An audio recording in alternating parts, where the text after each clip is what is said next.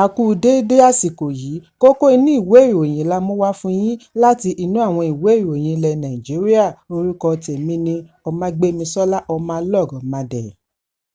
Ìjọba àpapọ̀ ti bu ọwọ́ lu owó tí ó lé ní N820 billion fún àtúnṣe àwọn ibi tí ó ṣe gbòógì jùlọ lójúnà márosẹ̀ Àbújá sí Kaduna sí Kano pẹ̀lú àṣeparí iṣẹ́ ojúnà Bodo-Buni ní Opobo, ìpínlẹ̀ Rivers. Agbẹnusọ mínísítà fún iṣẹ́ David Uchenna Orji ni ó ṣe àfihàn yìí nínú àtẹ̀jáde àná ní ìlú Àbújá. Ó ní ìjọba àpapọ̀ ti ké sí iléeṣẹ́ Julius Berger lórí ìdí tí wọ́n ṣe gbọ́dọ̀ jára mọ́ṣẹ́ fún àṣeparí àtúnṣe ojúnà méjèèjì. Níbi ìpàdé tí ó wáyé láàrin Umahi àti àwọn aṣojú iléeṣẹ́ Julius Berger, Benjamin Bott àti Omonigo Brown ní olú iléeṣẹ́ ìjọba ìlú Àbújá, ni Umahi ti ní ó ṣe pàtàkì kí wọ́n parí iṣẹ́ yìí láàrin oṣù 14. Ẹ̀kúnrẹ́rẹ́ ìròyìn yìí wà nínú ìwé ìròyìn This Day tó jáde lónìí. Lánàá ni ẹgbẹ́ òṣèlú People's Democratic Party (PDP) àti All Progressives Congress (APC) kọ àbájáde èsì ìdìbò ìjọba ìbílẹ̀ tí yóò wáyé ní ọjọ́ Àbámẹ́ta. Bí wọ́n ti ṣàlàyé wípé ìdìbò kankan ò wáyé láàrin ìpínlẹ̀. Àwọn ọmọ ẹgbẹ́ PDP tí wọ́n jẹ́ alátìlẹyìn mínísítà ilé ìjọba Nyesom Wike ṣe àpèjúwe ìdìbò ọjọ́ Àbámẹ́ta ní ìfàkókòṣòfò lásán bí wọ́n ti jẹ́jẹ̀ẹ́ láti gba ilé ẹjọ́ lọ. Èyí ń wáyé bí gómìnà ìpínlẹ̀ Rivers Siminalayi Fubara ṣe búra fún àwọn alága àṣẹ̀ṣẹ̀yàn ní ìjọba ìbílẹ̀ 23 tí ó wà láàrin ìpínlẹ̀. Ìgbésẹ̀ tí ó wáyé lánàá ọjọ́ Àìkú ní ilé ìjọba ìlú Port Harcourt lẹ́yìn wákàtí díẹ̀ tí alága àjọ elétò ìdìbò ní ìpínlẹ̀ Adolphus Enebeli yọ̀ǹda ìwé ẹ̀rí fún olúkálùkù wọn.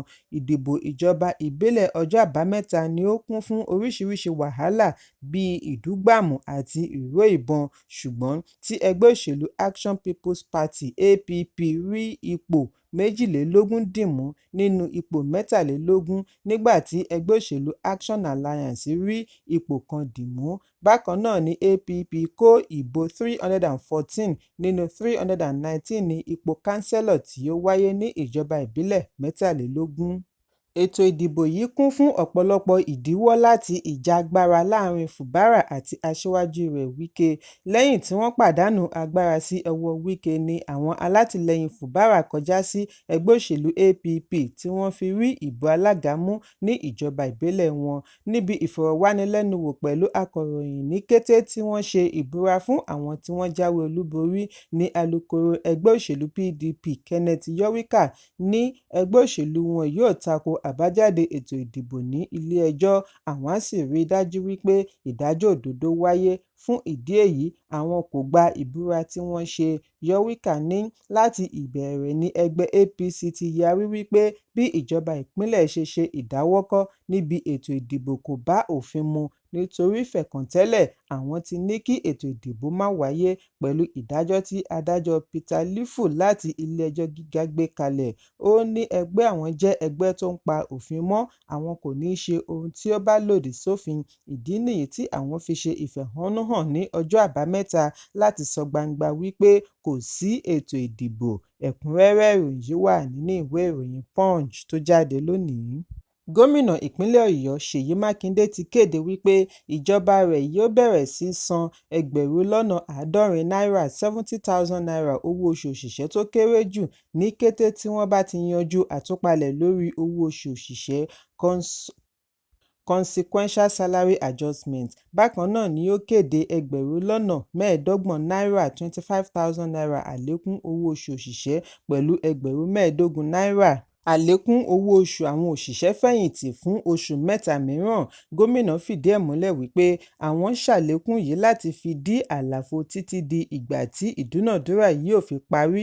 Ní kété tí ìdúnàdúrà bá ti wá sí òpin, àlékún owó oṣù náà yóò wá sí òpin kí sísan owó oṣù òṣìṣẹ́ lè bẹ̀rẹ̀. Mákindé sọ ọ̀rọ̀ wọ̀nyí níbi àyájọ́ ọjọ́ àwọn olùkọ́ tí ó wáyé ní ọjọ́ Àbámẹ́ta ní NUT Model College Sports Complex, Owódé Housing Estate, Àpáta, Ìbàdàn. Ẹ̀kúnrẹ́rẹ́ ìròyìn yìí wà nínú ìwé ìròyìn This Day tó jáde lónìí.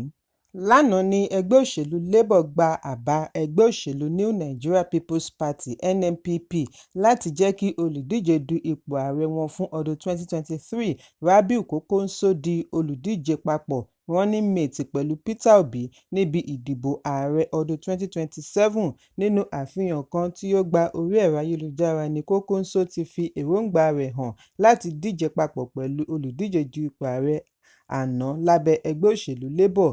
Ìròyìn jábọ̀ wípé síwájú àkókò yìí ni ẹgbẹ́ òṣèlú Labour àti NNPP ti ń gbé ìgbésẹ̀ lórí àti ṣiṣẹ́ papọ̀ síwájú ìdìbò ọdún 2023, ṣùgbọ́n Obi àti Kòkòǹsó kò ríbi fẹnukò lórí èyí. Nínú àfihàn fídíò ni gómìnà àná fún ìpínlẹ̀ Kano ti sọ̀rọ̀ lédè Haúsá wípé òun ti ṣetán báyìí. Kòkòǹsó ní òun tóbi ju Peter Obi nídìí òṣèlú, ẹ̀gbọ́n rẹ̀ ni òun jẹ́, òun kàwé gboyè PhD, òun ṣe dáadáa jù ú lọ nígbà tí òun jẹ ipò gómìnà ìpínlẹ̀ rẹ̀, òun kò ní ìṣòro láti du ipò igbákejì Obi bí wọ́n bá lè mú àwọn ìlérí kan ṣẹ. Ó ní òun ṣetán àti ní ìtàkùrọ̀sọ pẹ̀lú Obi bí ìfọkàntẹ̀ bá lè wà.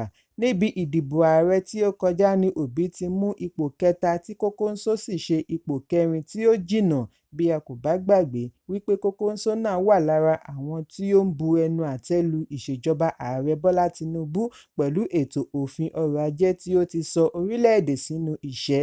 Nígbà tí ó ń fèsì níbi ìfọ̀rọ̀wánilẹ́nuwò pẹ̀lú alukoro ẹgbẹ́ Labour, Umar Farouk sọ wípé ìgbésẹ̀ tuntun àjọṣepọ̀ pẹ̀lú Kòkòǹsó jẹ́ ìtẹ́wọ́gbà, bí ó ti rọ gómìnà àná fún ìpínlẹ̀ Kano kí ó má fi ẹnu ba àjọṣepọ̀ yìí jẹ́ mọ́ pẹ̀lú ìgbéraga wípé òun jẹ́ àgbà olóṣèlú, òun kàwé ju ẹnìkan lọ.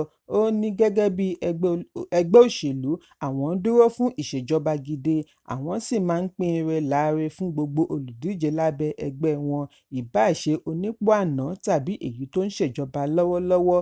Àwọn pèsè ààyè fún ọmọ ẹgbẹ́ láti ní àjọṣepọ̀ pẹ̀lú àwọn tí èròǹgbà wọn bá dọ́gba láàrin ẹgbẹ́ òṣèlú Labour.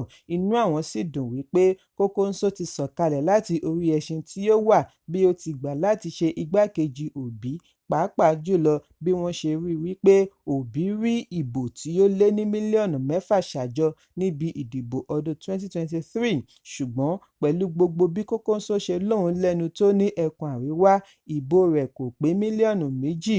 Pẹ̀lú gbogbo ẹnu àtẹ́ tí wọ́n ń bù lu ààrẹ Bọ́lá Tinubu àti èròǹgbà rẹ̀ fún àtúnṣe òfin amúgbálẹ́gbẹ̀ẹ́ igbákejì ààrẹ ilé ìgbìmọ̀, Ado Garba fi èròǹgbà rẹ̀ hàn nínú ìfọ̀rọ̀wánilẹ́nuwò pẹ̀lú akọ̀ròyìn ní ìpínlẹ̀ Kano lánàá wípé òun ní ìgbàgbọ́ wípé lọ́pọ̀ yanturu ni àwọn ará ìpínlẹ̀ Kano yóò dìbò fún Tinubu àti ẹgbẹ́ òṣèlú APC ní ọdún 2027. Ó ní ìfitọ́mọnìyàn ṣe Goodwill tí igbákejì ààrẹ ilé ìgbìmọ̀ Barau Jibrin ní àwọn ará ìpínlẹ̀ Kano ń jẹ ìgbáládùn rẹ̀. Lára rẹ̀ ni ìrónilágbára àwọn obìnrin àti ọ̀dọ́, ètò ẹ̀kọ́ ọ̀fẹ́ scholarship, iṣẹ́ ojúnà àti bẹ́ẹ̀ bẹ́ẹ̀ lọ. Àwọn yòókù ni pínpín 60 ọkọ̀ trucks fún àwọn àgbẹ̀ lọ́fẹ̀ẹ́, ọkọ̀ akérò tí ó lé ní 1,000 àti ìdásílẹ̀ National Open University of Nigeria (NAU) ní ìpínlẹ̀ Kano. Gbogbo nǹkan wọ̀nyí ti mú ayé dẹrùn fún àwọn ará ìpínlẹ̀ Kano. Ẹ̀kúnrẹ́rẹ́ ìròyìn yìí wà ní ìwé ìròyìn Punch tó jáde lónìí. Àwọn ìjọ Àgùdà àti ìjọ Pẹ́ńtíkọ́stì (PFN) ti kín alákòóso ìjọ Ìràpadà Pásítọ̀ Enoch Adébóyè lẹ́yìn lórí ìdánilẹ́kọ̀ọ́ rẹ̀ fún pàtàkì ìdámẹ́wàá ní sísan. Wọ́n ní èyí jẹ́ ohun tí ó tọ́ láti ṣe. Adarí ìròyìn fún Catholic Archdiocese ní ìpínlẹ̀ Èkó, ẹni ọ̀wọ̀ Anthony Gudonu, ní ó dára bí olùṣọ́-àgùntàn yìí ṣe gba àṣìṣe rẹ̀. Èsì yìí ń wáyé bí ìjọ PFN àti àwọn ẹni àmì òróró yòókù ṣe àpèjúwe rẹ̀ ní ìgbésẹ̀ tí ó dára, nítorí Adébóyè ní àwọn alátìlẹyìn tí ó pọ̀, èyí kò sì sí nínú ẹsẹ̀ Bíbélì kankan. Gòdónù ní lórí ìrònúpìwàdà Adébóyè lórí ọ̀rọ̀ tí ó sọ ní ọdún 3 sẹ́yìn wípé ẹni ò san ìdámẹ́wàá ò lè rí ọ̀run wọ̀. tí ó tún tú èrò rẹ̀ pa jẹ́ ìgbésẹ̀ tí ó tọ́. Èyí túmọ̀ sí wípé ó mọ òtítọ́. Bíbélì sì ní ìwọ yóò mọ òtítọ́, òtítọ́ yóò sì sọ ọ́ di òmìnira. Paito Adébóyè ti rí òtítọ́, òtítọ́ sì ti sọ ọ́ di òmìnira. Ó ní ìjọ àgùdà kì í wàásù lórí owó gẹ́gẹ́ bí kókó lílọ ìjọba ọ̀run, ṣùgbọ́n ṣíṣe ìfẹ́ Ọlọ́run kí a sì máa tọpasẹ̀ Jésù Kristi. Gbé àgbélébù rẹ lójoojúmọ́. Gba gbogbo ohun tí ó bá dé bá ọ pẹ̀lú ọpẹ́ àti ìyìn lógo ni àwọn ń fọn rere ní ìjọ àgùdà.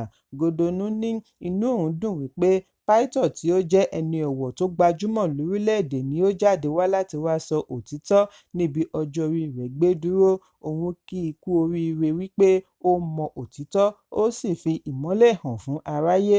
Bákan náà ni alága àná fún PFM, Bíṣọ́ọ̀bù Ibrahim Ọlálẹyẹ náà sọ wípé bóyá títọrọ ìdáríjì yìí jẹ́ mímọ́ tàbí kò jẹ́ mímọ́, kókó ibẹ̀ ni wípé Adébóyè gba àṣìṣe tí wọ́n ṣe sẹ́yìn lórí ìdámẹ́wàá. Oore-ọ̀fẹ́ ni Kìrìsìtẹ́nì fi ń gbé gbèdéke fún ìgbàlà ọkàn hàn gàdàgbà nínú ẹsẹ̀ Bíbélì Jòhánù 3. Fún ìdí èyí, bí a bá mú ohun tí kò sí nínú Bíbélì wá, ó túmọ̀ sí wípé a fẹ́ tú Bíbélì kọ nìyẹn. Ẹ̀kúnrẹ́rẹ́ ìròyìn yìí wà nínú ìwé ìròyìn Vanguard tó jáde lónìí. Kókó inú ìwé ìròyìn tòní kò ní jù báyìí lọ. Ẹ pàdé mi ní ìrọ̀lẹ́ fún àkọ́tún ìròyìn. Kí a tó lọ, ẹ má ṣaláì fi àkíyèsí yín ránṣẹ́ kí ẹ sì bá wa subscribe sójúnà wa lórí YouTube kí kókó inú ìwé ìròyìn lè máa tẹ̀ yín lọ́wọ́ ní kíákíá.